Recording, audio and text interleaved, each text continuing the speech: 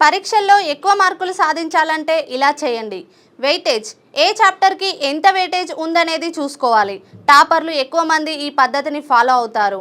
Weightage ప్రకారం చదువుకోవడం వల్ల ఎక్కువ స్కోర్ చేయవచ్చు. Smart timetable study time టేబుల్ని ఫాలో అవ్వడం వల్ల అన్ని సబ్జెక్ట్స్ని కవర్ చేయవచ్చు. స్మార్ట్ టైం టేబుల్ ఫాలో అవ్వడం వల్ల ఎక్కువ మార్కులు సాధించవచ్చు. నోట్స్ బాగా ప్రిపేర్ చేసుకుంటే చదవడం ఈజీ అవుతుంది. రివిజన్ టైంలో నోట్స్ అర్థమయ్యేటట్టు ఒక మంచి ఫార్మేట్లో రాసుకోండి. రైటింగ్ స్కిల్స్ ప్రశ్నలకి సమాధానాలు సరిగ్గా రాయండి. నోట్స్కి పాయింట్స్ని హైలైట్ చేయడం వల్ల చదువుకునేటప్పుడు ఈజీగా ఉంటుంది. క్విక్ రివిజన్కు వీలవుతుంది.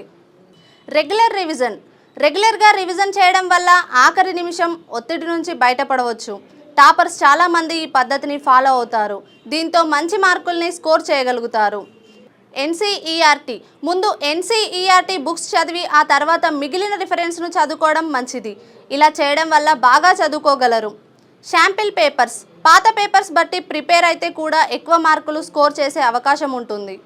పాజిటివ్ ఆరోగ్యంగా ఉండడం వల్ల మెదడు పనితీరు మెరుగుపడుతుంది.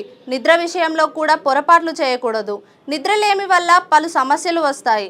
ఏకాగ్రత జ్ఞాపక శక్తి తగ్గుతుంది. క్లారిఫై చేసుకోండి.